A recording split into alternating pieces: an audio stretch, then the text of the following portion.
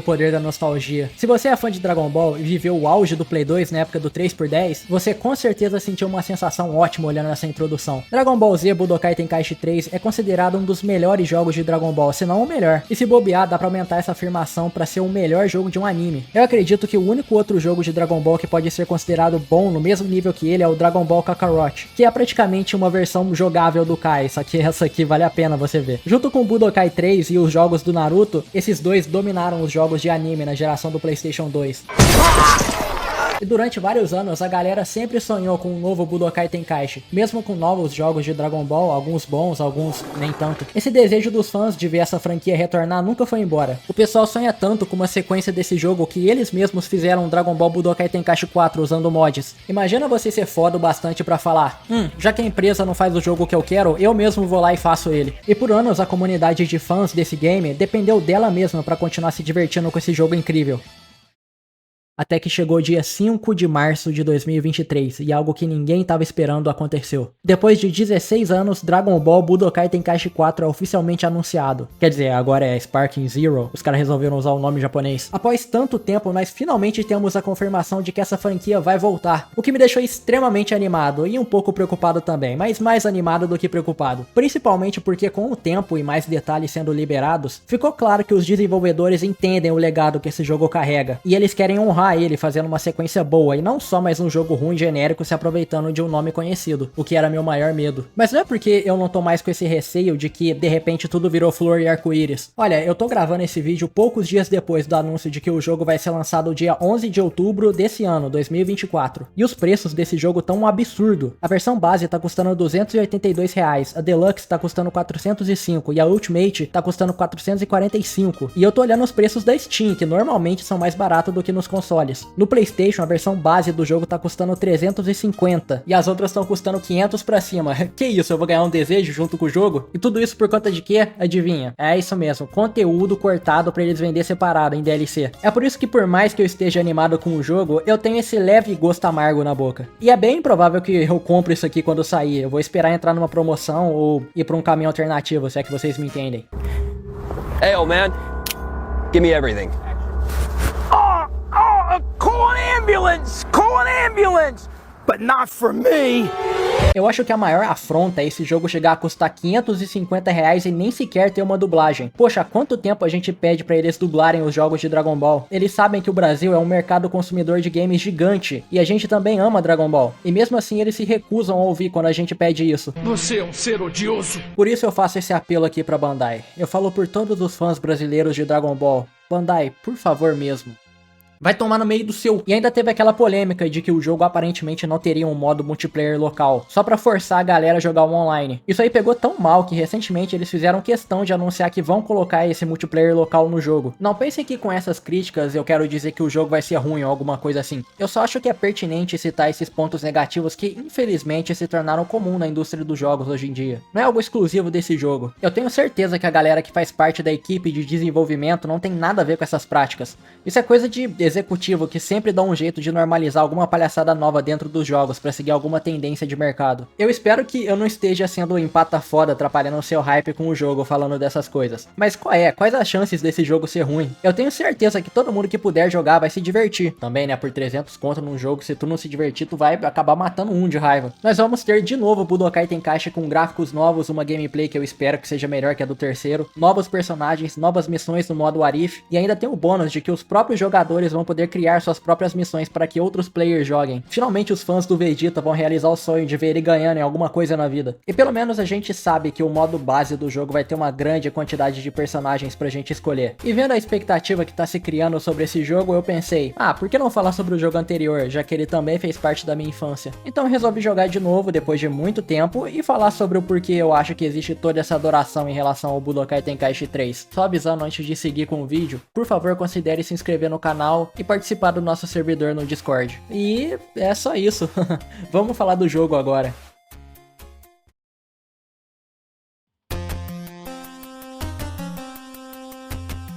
A primeira coisa que torna esse jogo tão especial é a incontestável nostalgia em volta dele. Não vamos fingir que a nostalgia não é um fator aqui. Você gostando ou não de admitir isso, a nostalgia molda muito a nossa opinião sobre algumas coisas. Tanto que tem alguns jogos dessa época que nem são tão bons assim, mas por conta de uma memória afetiva, a gente lembra dele sendo melhor do que realmente era. Um exemplo disso é aquele Black. Lá na época, geral falava quanto esse jogo era foda, muito avançado pro Play 2, por conta dos gráficos, cenário destrutivo e blá blá blá. Vai jogar hoje em dia pra tu ver se tu vai ter a mesma experiência que você lembrava de ter na infância. Só que nesse caso eu tô dando um exemplo de um jogo que não envelheceu muito bem e hoje em dia é meio estranho de jogar. Mas no caso do Dragon Ball, o jogo é sim muito bom até hoje. É um jogo de 2007 que consegue bater de frente com jogos atuais de Dragon Ball. Esse é o nível desse jogo. E tá tudo bem a gente admitir que a nostalgia faz parte da gente ter um afeto ainda maior por um jogo que de fato é bom. Já aconteceu de todo mundo que quando era menor e jogava isso aqui, entra no modo versus e escolhe um time e inventa na cabeça uma historinha do porquê que eles estão lutando. Que foi? Só eu que fazia isso? Ou lembra de ter se divertido jogando com os amigos? O ponto é que esse jogo fez parte da infância de muita, mas muita gente. Isso por si só já torna ele muito marcante, mas vamos olhar de forma mais profunda sobre como o jogo funciona. Olhando o menu, nós podemos ver já alguns modos de jogo. Aliás, mó bonitinho o menu, né? Vamos começar pelo modo história, que aqui é praticamente a mesma coisa que quase todos os outros jogos de Dragon Ball Z. Começa pela saga dos Saiyajins, com você lutando pela milésima vez contra o Raditz. Eu já perdi a conta de todas as vezes que eu vi o Piccolo abrir um buraco na barriga desse coitado. O cara é irmão do Goku, um dos personagens mais icônicos da história, e o máximo de aproveitamento que ele tem é sempre seu primeiro inimigo em todos os jogos. De novo, não!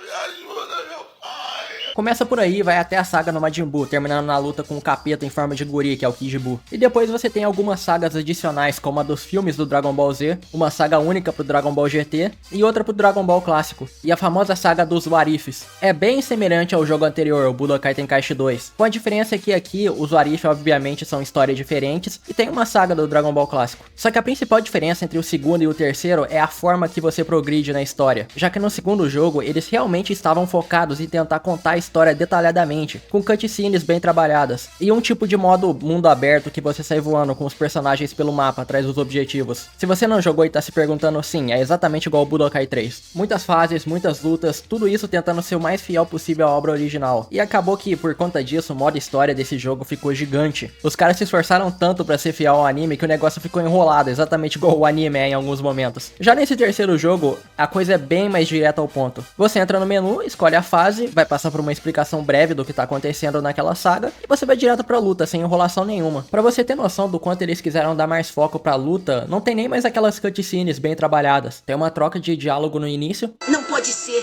é o Vegeta! Vai tomar no teu cu.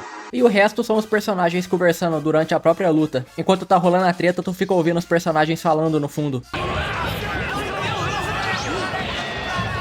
Mas isso não significa que esse modo história não tem momentos cinematográficos fodas. Ainda tem momentos muito bons e marcantes, como quando você derrota o Freeza, ou no Kamehameha de pai e filho do Gohan e Goku contra o Cell. Tu fica a luta toda pensando nesse momento e quando aparece o R3 na tela, você pensa, é agora. Claro, isso é uma questão de preferência. Com certeza tem gente que prefere o jeito que era no segundo jogo. Eu prefiro no terceiro, eu acho que é bem melhor um número reduzido, que vai acabar variando bem mais, porque tu vai passar de fase rápido, e vai jogar várias lutas diferentes, do que um modo muito grande que pode acabar enjoando, e tem chance de tu sair desse modo sem nem terminar ele por causa disso. Mas eu também admito que esse aqui é rushado demais. Eles pulam um monte de luta importante e quando eu fui jogar de novo pra gravar e editar esse vídeo com a minha gameplay, eu zerei o modo história em tipo 5 horas. Os dois jogos são o extremo oposto um do outro. Um é muito grande, o outro é muito curto. Tem uma coisa aqui, uma mecânica nova no modo história que eu adoro. É o seguinte, pra seguir os mesmos acontecimentos do anime, durante a luta, eventualmente vai brotar na tela que é pra você apertar R3. E isso vai ativar algum evento semelhante ao que aconteceu naquela luta na história original. Só que a questão é que isso não é obrigatório, quer dizer, mais ou menos. Não é obrigatório em todas as lutas. Já já eu explico. Quando tu tá jogando pela primeira vez, é claro que você vai apertar isso aí pra seguir a história, mas se você não quiser, você pode continuar a luta sem apertar, e se você for bom pra conseguir terminar a luta assim, vai ter tipo um diálogo especial no final. Tipo, na luta contra o Nappa, é normal você começar com o Tenshinhan, muda pro Caos, depois volta pro Tenshinhan e ele morre também. Aí você passa a controlar o Gohan, aperta R3 de novo, aí vai vir o Piccolo, ele se sacrifica, tu continua lutando mais um pouco com o Gohan, aí você aperta mais uma vez o R3 e finalmente chega o Goku. Esse é o jeito padrão de passar essa fase. Mas se tu quiser, tu pode passar a fase inteira só com o Tenshinhan, sem apertar o R3 nenhuma vez. E no finalzinho, se você conseguir ganhar, vai ter uma mini frasezinha que ele vai soltar. Cara, na época depois que eu percebi que dava pra fazer isso, eu passei a tentar terminar todas as lutas sem apertar o R3. Tipo, chegar na missão do Freeza e passar ela só na primeira forma, sem se transformar nenhuma vez. Só que esse desafio que eu inventei pra mim mesmo não durou o jogo inteiro, porque tem algumas fases que é scriptado, que é impossível causar dano em algum inimigo sem apertar o R3 antes. Tipo na fase do Broly, não importa os ataques que eu acerte nele, ele não vai tomar nenhum dano. Tem mais missões além dessa que são assim, e elas são os momentos mais chatos do modo história, já que você acaba sendo obrigado a ficar fugindo do inimigo até aparecer o R3 na tela. Tirando essas exceções, era legal tentar passar a fase sem prosseguir com o R3. Pode parecer bobo, mas eu me divertia pra caramba fazendo isso. Além do modo história, também tem o Ultimate Battle, que tem alguns modos de jogo diferentes, como o Sin Dragon, que é basicamente uma espécie de modo RPG em que você escolhe um personagem e administra os pontos de defesa e ataque treinando, explora pra encontrar personagens que podem te dar algum item, descansa pra recuperar a vida. Cada uma dessas ações conta como um dia, e após 10 dias você tem uma luta. Você repete esse processo até eventualmente ganhar, e todos os pontos que você juntou se convertem na moeda do jogo, que você pode gastar comprando itens para customizar os personagens. Dá pra perder bastante tempo jogando esse modo aqui, caso você enjoe do modo história. Também tem o modo Missão 100, que é um compilado de batalhas temáticas, e o modo sobrevivência, em que você escolhe um personagem e vai lutando sem parar contra vários oponentes seguidos. Tem 3 variações desse modo, uma que você luta contra soldados do Freeza,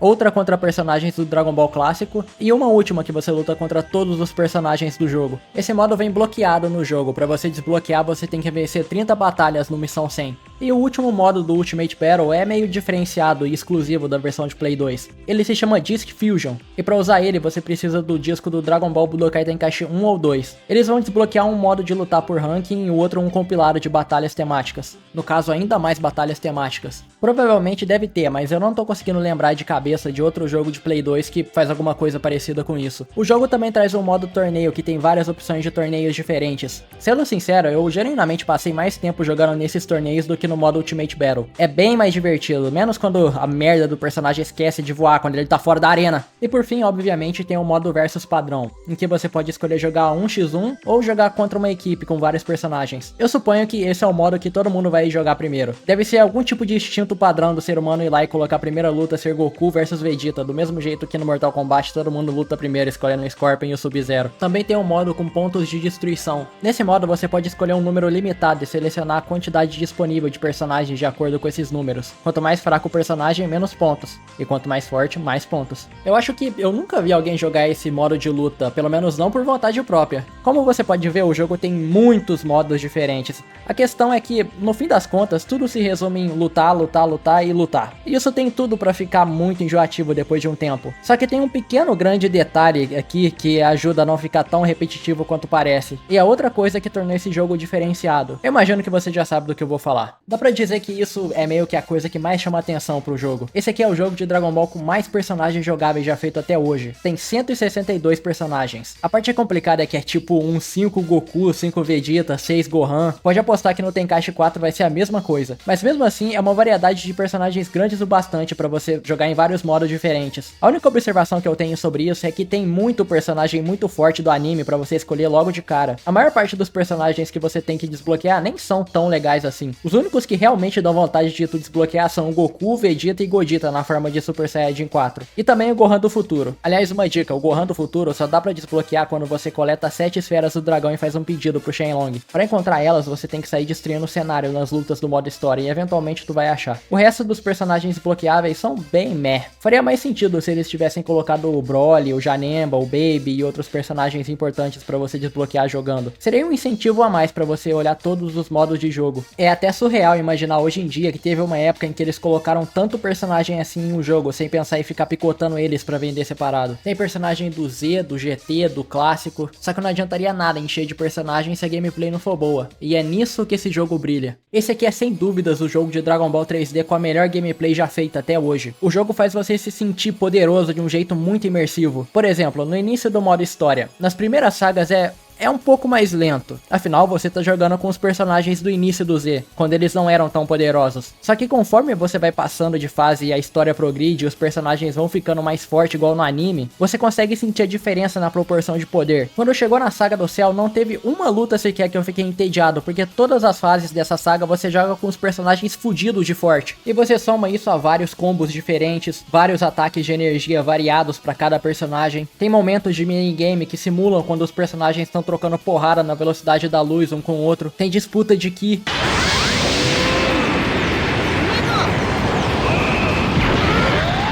Um monte de cenário destrutivo, o detalhe de que durante a luta a roupa dos personagens vai rasgando e eles ficam todos fodidos dependendo da quantidade de vida. Cara, tem coisa mais fora do que soltar um ataque e explodir o planeta e continuar lutando no lugar todo destruído depois disso? E tudo isso rola de forma muito orgânica durante o combate. Toda luta nesse jogo tem o potencial pra ficar épica, igual a do anime. E você nem precisa ser um jogador super experiente pra isso. Eu mesmo não sou lá essas coisas. Tem um cara aqui no YouTube chamado Aníbal, que faz uns vídeos muito bons sobre jogos. E ele fez alguns falando desse jogo, e um especificamente explicando os controles. Cara, é só você assistir esse vídeo e você já vai conseguir pegar o jeito pra ter umas lutas fodas. Assim, eu não vou mentir, se você estiver esperando que os personagens sejam balanceados entre si, tu vai se decepcionar. Não tiveram dó de deixar alguns personagens totalmente quebrados pra seguir fiel à história do anime. Um deles é o Gohan Super Saiyajin 2.